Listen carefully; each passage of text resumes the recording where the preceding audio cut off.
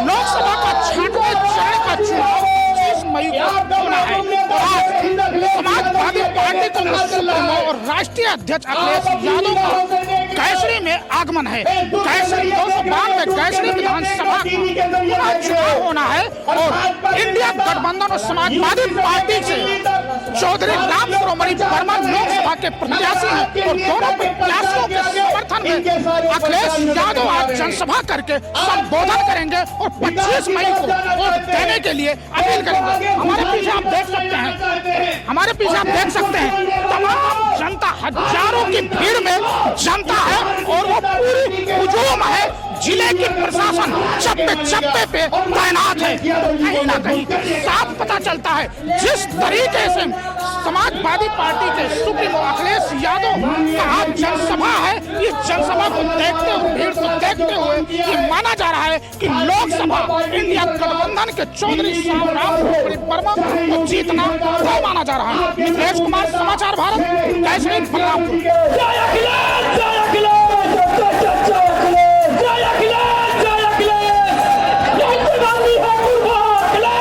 राकेश कुमार यादव जी, मंच पर उपस्थित समाजवादी पार्टी से विधायक इंद्राणी वर्मा जी, पूर्व विधायक नंदिता शुक्ला जी, रामसार अकेला जी, अनवर महमूद साहब, अब्दुल मसूद साहब, जगराम पासवान जी, आरिफ जनवर हाशमी जी, वैद्यनाथ दुबे जी, अनुज कुमार सिंह जी, धर्मेंद्र कुमार पांडे जी, मसूद आलम साहब, मोहम्मद उमर खां साहब, सफीउल्लाह खां साहब, इरफान, सूरज सिंह, सूरज से लेकर के बहुत सारे हमारे समाजवादी नेता जो इस मंच पर हैं, लाल बहादुर चौधरी जी, रामनिवास चौधरी जी, सोमनाथ जी, सत्येंद्र कुमार, राजेश्वरी जी, कृष्ण बिहारी जी और बड़ी संख्या में हमारी पार्टी के नेता जिनके मैं नाम नहीं ले पा रहा हूं,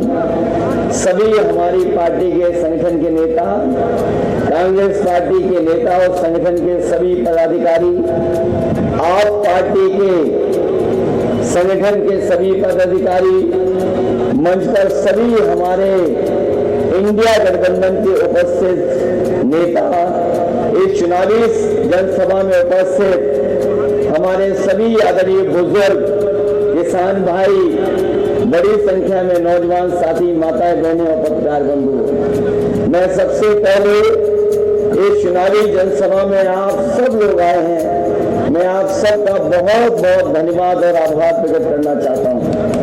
जहां मैं देख रहा हूं कि पंडाल के नीचे तो है ही, गर्मी भी है, तपती दोपहरी है, जहां जगह नहीं है, कहीं ऊपर कुछ पंडाल भी नहीं है, लेकिन हमने गमछों के सहारे बहुत बड़ी संख्या में चारों तरफ हमें लोग दिखाई दे रहे हैं। मैं उनका भी सख्ती धूप में सुनने के लिए और समर्थन देने के लिए बहुत बहुत धन्यवाद और आभार प्रकट करता हूँ। यहाँ पर हमें अपने लोकसभा के प्रत्याशी, उनके लिए आपके सहयोग और मदद मांगने आया हूँ।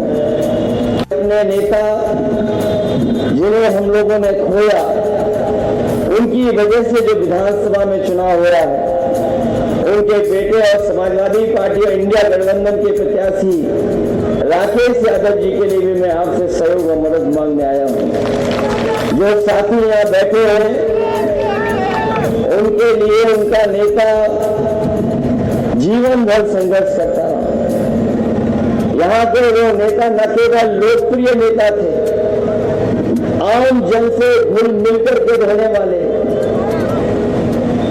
और मैं तो ये कहूंगा कि गरीबों के सबसे प्रिय नेता हम लोगों ने खोया है। ये चुनाव उनको याद कर करके सच्ची श्रद्धांजलि यही होगी कि उनको याद कर करके हम एक एक वोट दे करके राकेश यादव जी को जिता करके हम भेज दें। मैं आखिरी बार जब मंत्री जी से मिला था तो हमारे कार्यालय में एक बैठक थी, वो थोड़ा देर से आए थे, मैं लेकिन देख सकता था कि वो जितने स्वस्थ दिखने चाहिए उतने स्वस्थ नहीं दिख रहे थे, चलने में भी थोड़े असमर्थ थे। लेकिन सोचिए उनका जज्बा ये था कि अगर मीटिंग बुलाई गई है तो डॉक्टर ने मना भी किया था, लेकिन उसके बावजूद वो मीटिंग अटेंड करने आए। मुझे याद है जब हमारी सरकार में मंत्री थे, जो वो चाहते थे वो हम लोगों ने उनकी मदद की, और वहीं जब कभी भी किसी से विवाद हमें बदल करके देना होता था तो मुझे याद है कि ऐसे मंत्री इकलौते थे कि अगर कोई भी हमें विभाग देना पड़ता था तो अपना भी विभाग की जिम्मेदारी उन्हें दे करके पूरी ईमानदारी से हम भरोसा कर सकते थे। इसलिए याद रखिए, उन्होंने अपना पूरा जीवन लगा दिया आपकी सेवा में। सेवा करते करते हमें आपको छोड़ करके चले गए। इसलिए हमारी आपकी जिम्मेदारी भी बनती है कि उनके न रहने पर जो उनकी इच्छा थी कि उनका पुत्र भी विधायक बन जाए, मुझे पूरा भरोसा है कि आप लोग उसका सहयोग, मदद और आशीर्वाद देने का काम करेंगे। इधर आपने पूरे देश के चुनाव के बारे में जान लिया होगा। चौथे चरण का भी चुनाव खत्म हो गया है। अब आपको और आगे 7वें चरण तक वोट पड़ना है। जो मैं देख रहा हूं, जनता का गुस्सा भारतीय जनता पार्टी के खिलाफ बढ़ता चला जा रहा है। जो गुस्सा पहले चरण में था मैंने अपने खुद के चुनाव में देखा। चौथे चरण में तो जो नाराजगी मैंने देखी, मुझे लगता है कि 7वां चरण आते आते जनता का गुस्सा 7वें आसमान पर होगा और इन भारतीय जनता पार्टी के लोगों का सफाया होना निश्चित है। ये भारतीय जनता पार्टी के लोगों ने कितने बड़े बड़े सपने हमें और आपको दिखाए। इन्होंने हमें और आपको पिछले 10 साल से इतने बड़े सपने दिखाए कि आज जब हम लोग उनका आकलन करते हैं और पीछे मुड़ के देखते हैं तो आज हर बात उनकी झूठी लगती, उनका वादा झूठा लगता है। जिन लोगों ने कहा कि हम किसान को खुशहाल कर देंगे, वो हमारे किसान भाई जानते होंगे तो एक समय आया जब इस सरकार ने काले कानून लाने का काम किया, और ऐसे काले कानून थे कि अगर वो लागू हो जाते तो न केवल हमारे किसानों की पैदावार की लूट हो जाती, वहीं हमारे किसानों की जमीन भी छीन लेते। लेकिन मैं बधाई देना चाहता हूं तमाम अपने किसान भाइयों को जो दिल्ली जाकर के धरना देने बैठ गए। 1 साल में 1 साल से ज्यादा वहां बैठे रहे और तब तक पीछे नहीं हटे जब तक किसानों के वो काले कानून वापस न हो गए हों। मैं बधाई देना चाहता हूं उन किसानों को जिन किसानों ने इस आंदोलन में भारतीय जनता पार्टी की सरकार को झुकाने का काम किया। अभी लड़ाई जो थी वो पूरी नहीं हुई है। एमएसपी को लेकर के भी हमारे किसान समय समय पर मांग करते हैं। जो कहते हैं कि किसान खुशहाल हो जाएगा, विकसित भारत बन जाएगा, मैं उन्हें कहना चाहता हूं खुशहाल किसान और विकसित भारत तभी होगा जब हमारे किसानों को एमएसपी का कानूनी अधिकार मिल जाए। हम अपने किसानों को भरोसा दिला के जा रहे हैं कि इंडिया गठबंधन और समाजवादी पार्टी ने तय किया है कि आने वाले समय में 4 जून के बाद जब दिल्ली में सरकार होगी तो अपने किसानों को एमएसपी के लिए कानूनी अधिकार दिला करके उनकी हर फसल की कीमत दिलाने का काम हम लोग मिलकर के करेंगे। जो जागरूक किसान हैं वो जानते होंगे कि भारतीय जनता पार्टी ने दिल्ली में रह करके बड़े बड़े उद्योगपतियों का कर्जा माफ कर दिया। अभी तक जो आकलन हुआ है वो 16 लाख करोड़ से ज्यादा का आकलन है कि पिछले 10 साल में बीजेपी और उनके सहयोगी साथियों ने बड़े बड़े उद्योगपति, बड़े बड़े कारोबारी जो है उनका कर्ज माफ कर दिया। कईयों का ऐसे का कर्ज माफ किया, जिन्होंने कर्ज के बाद कर्ज लिया और फिर कर्ज लिया, उनका भी कर्ज माफ कर दिया। जिस समय उन्होंने कर्ज माफी का नियम बनाया, उस समय नियम ये बनाया कि जिन लोगों का भी 5 करोड़ से ऊपर का कर्ज है बैंकों का, या 5 करोड़ से ऊपर कर्ज है, उनका कर्ज माफ हो जाएगा। लेकिन नहीं, हमारा किसान जिसके पास केवल लाखों में कर्जा है, कोई करोड़ों में कर्जदार नहीं है, इन्होंने उद्योगपतियों का तो कर्ज माफ कर दिया, लेकिन हमारे किसानों को धोखा दे दिया। इस मौके पर जब देश का चुनाव होने जा रहा है, इंडिया गठबंधन और समाजवादी पार्टी ने तय किया है कि आने वाले समय में जब सरकार बनेगी तो हमारे किसानों का पूरा कर्ज माफ होगा।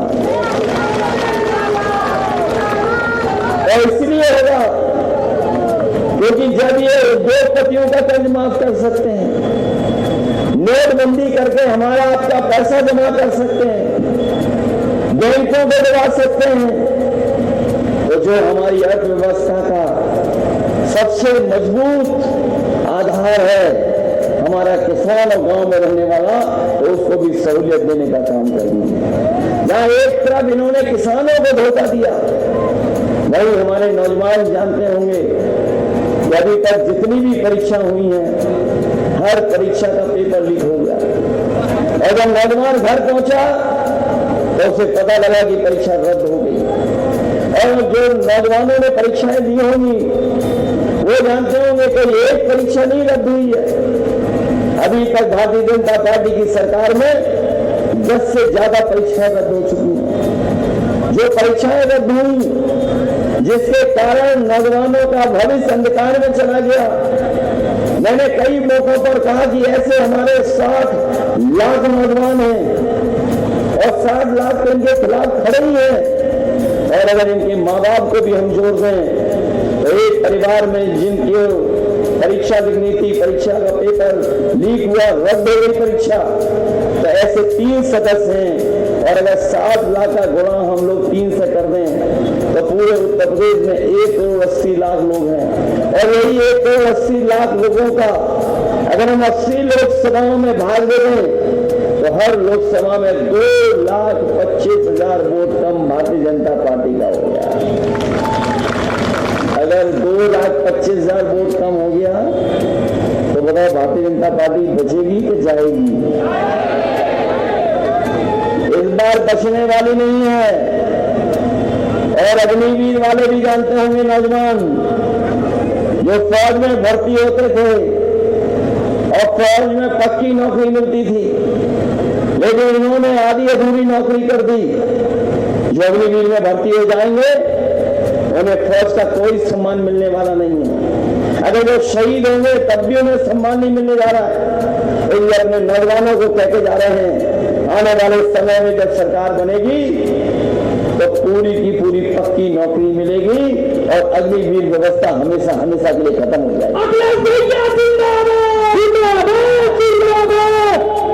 जब हम लोग अग्निवीर की बात करते हैं, भाई हम अपने खाकी वर्दी वालों को भी याद दिलाते हैं। अभी तो फौज की नौकरी हुई है 4 साल की, बीजेपी वाले आ गए तो हो सकता है हमारे खाकी वर्दी पहनने वाले भाइयों की भी नौकरी 3 साल की कर रहे हैं। जब ये बात मैं कहता हूं तो हमारे प्रेस के लोग हमसे सवाल पूछते हैं कि ये कैसे हो सकता है। मैं उन्हें पूछता हूं कि बताओ, जब अग्निवीर लागू हुई क्या आपको पता था कि अग्निवीर 4 साल की नौकरी हो जाएगी? क्या आपको पता था कि भारतीय जनता पार्टी के लोग हवाई अड्डे बेच देंगे? क्या आपको पता था कि भारतीय जनता पार्टी बंदरगाही बेच देगी? क्या आपको पता था कि पानी के जहाज बेच देगी भारतीय जनता पार्टी? क्या आपको पता था कि बड़ी बड़ी कंपनियां जो सरकार की थी, टेलीफोन की, इंश्योरेंस की, उनको बेच देंगे? क्या आपको पता था कि आधी रात नोटबंदी हो जाएगी? क्या आपको पता था कि जीएसटी लागू कर देगी बीजेपी? क्या आपको पता था कि इलेक्टोरल बॉन्ड के नाम पर बड़े बड़े उद्योगपतियों से ये पैसा वसूल लेंगे।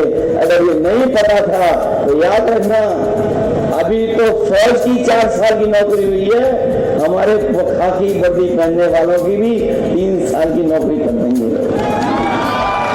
इसलिए सावधान हो तो नहीं हो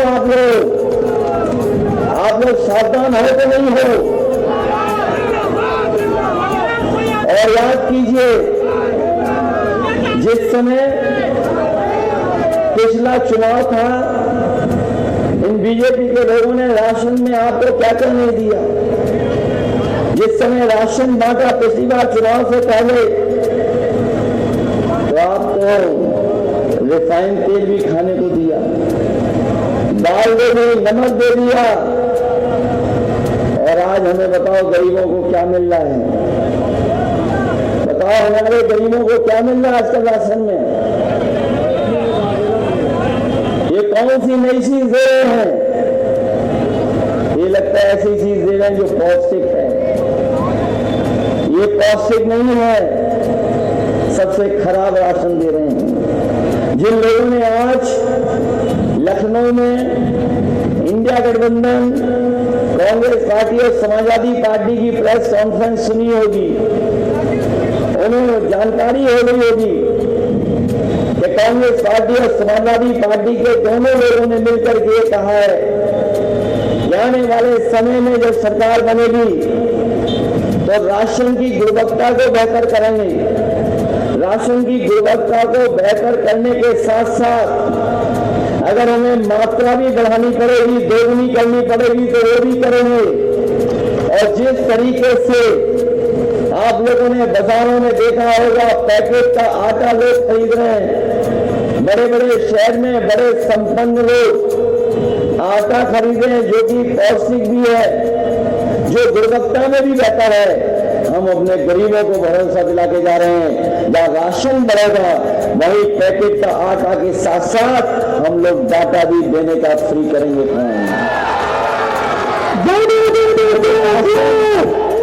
राशन तो बेहतर हो ही हो, लेकिन डाटा इसलिए जरूरी है क्योंकि अपने मोबाइल बेचने के लिए डाटा फ्री दिया था, और जब मोबाइल बिक गया तो डाटा का भी पैसा ले लिया। और आज हर चीज उस पर मिल जाती है। अगर हम पढ़ाई से लेकर के, सुविधा से लेकर के जानकारी अगर हासिल करना चाहते हैं तो आज इंटरनेट के माध्यम से हम वहां तक हासिल कर सकते हैं। इसलिए गरीबों को जहां आटा और राशन देंगे वहीं डाटा भी फ्री देने का काम हमारे आने वाले समय में होगा। याद होगा, समाजवादियों ने आपके लिए लैपटॉप दिया था जो नौजवान आगे पढ़ना चाहते थे।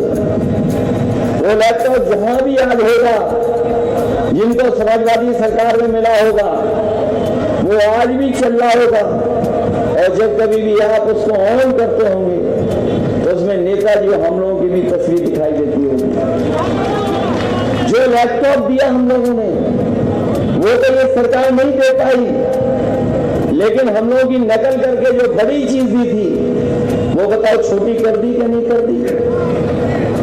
और इतनी रद्दी दी है कि जो नौजवानों को मिला होगा वो उंगली हिस्से हैं तब भी वो नहीं चल पाता है। बताओ इतना रद्दी मिला कि नहीं मिला। और इनकी सरकार में बताओ डेयरी में चोरी हो गई कि नहीं हो गई किसान भाइयों? पहले कितने किलो चोरी की उन्होंने, और फिर 5 किलो की, 5 किलो हुई कि नहीं हुई? कभी कभी जब मैं बोरी की चोरी के बारे में सोचता हूँ तो हमें पार्ले जी का बिस्किट याद आ जाता है। ये हमारे पुराने लोग हैं, वो जानते होंगे कि पार्ले जी बिस्किट का पैकेट कितना बड़ा आता था। और जैसे जैसे महंगाई बढ़ी और उन्होंने मुनाफा कमाया तो बताओ आज बिस्किट का पैकेट कितना हो गया? आज कितने बिस्किट का पैकेट आ रहा है? 5 आ रहा है। और याद रखना, बीजेपी वाले दोबारा आ गए तो 1 बिस्किट का पैकेट आपको मिलेगा।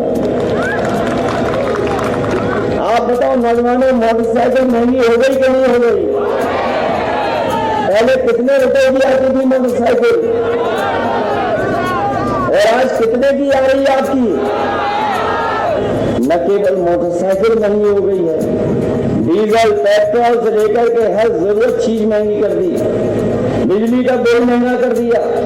इन्होंने कोई बिजली नहीं बनाई, आज तक कोई बिजली का कारखाना बड़ा नहीं लगाया, और ये आज जो बिजली मिल भी रही है ये समाजवादियों की देन है, ये इन्होंने नहीं बनाई। और जो साथी जानते होंगे, हम लोगों ने तो तय किया था कि 300 यूनिट फ्री देंगे, हमारी सरकार नहीं बनी।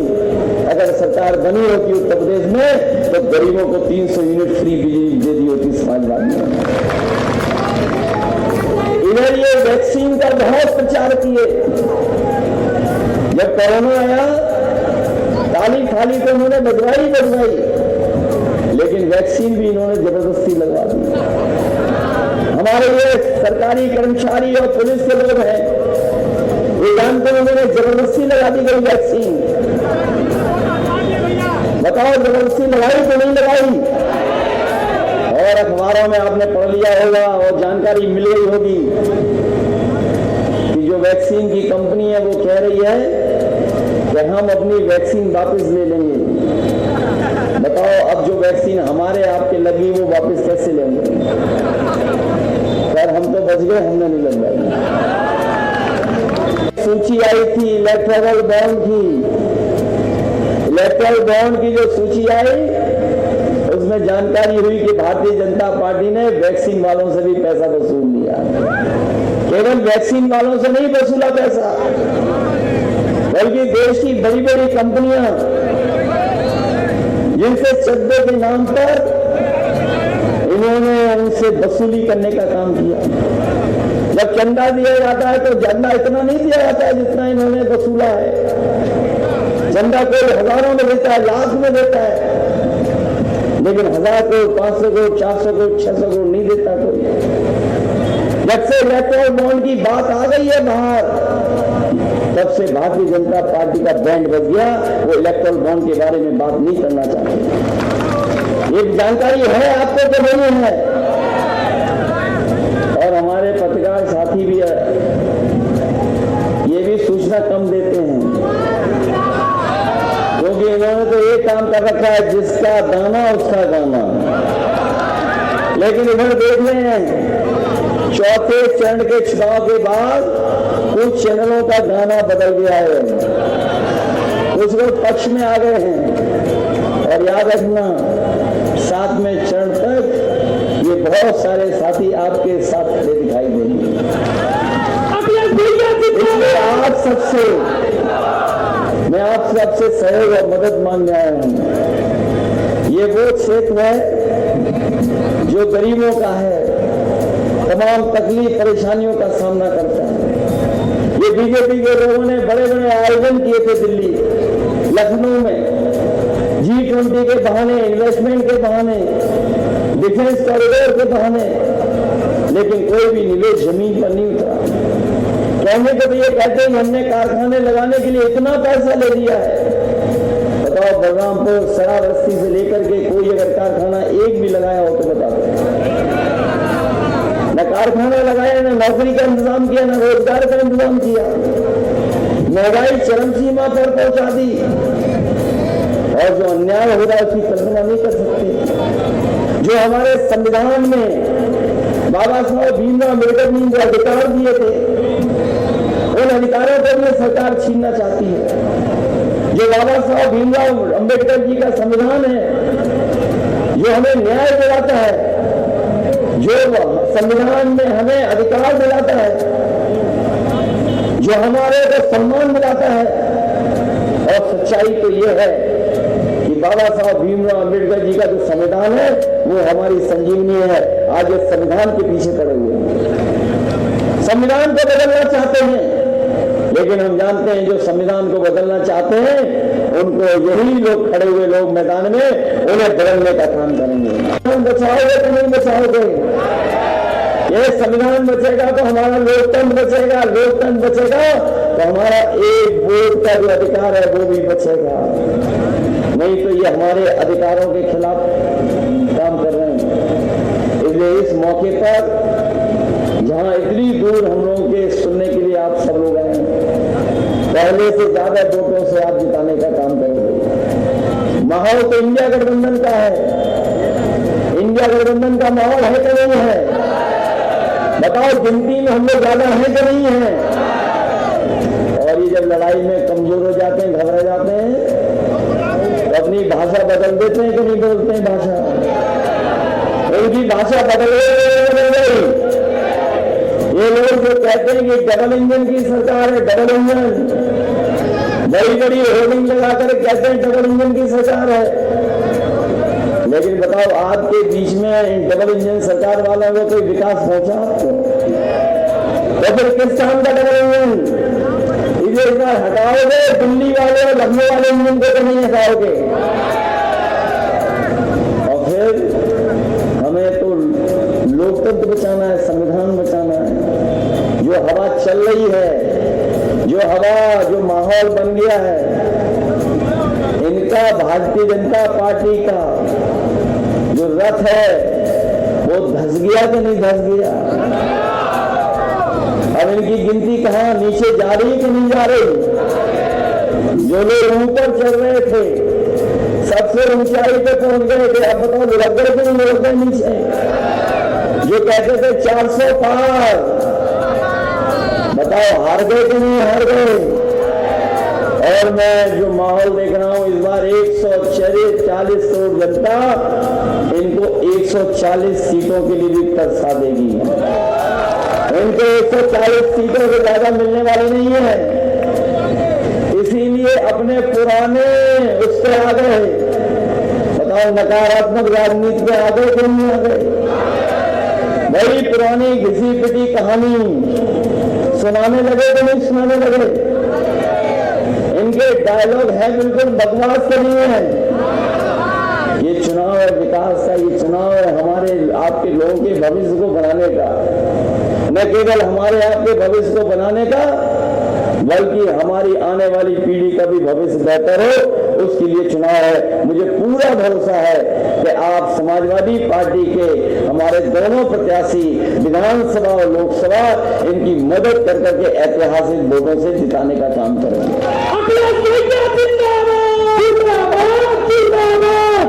लोग सोचते हैं टिकट काट दी थी, हमने टिकट नहीं काटी थी, जो जुड़ा हुआ तार था वो जोड़ दिया था, टूटा हुआ तार जोड़ दिया था। पार्टी को दिल्ली और लखनऊ से हटाने के लिए एक एक वोट साइकिल के चुनाव चिन्ह पे डाल देना, तभी जाकर के इंडिया गठबंधन की सरकार दिल्ली और लखनऊ में बनेगी।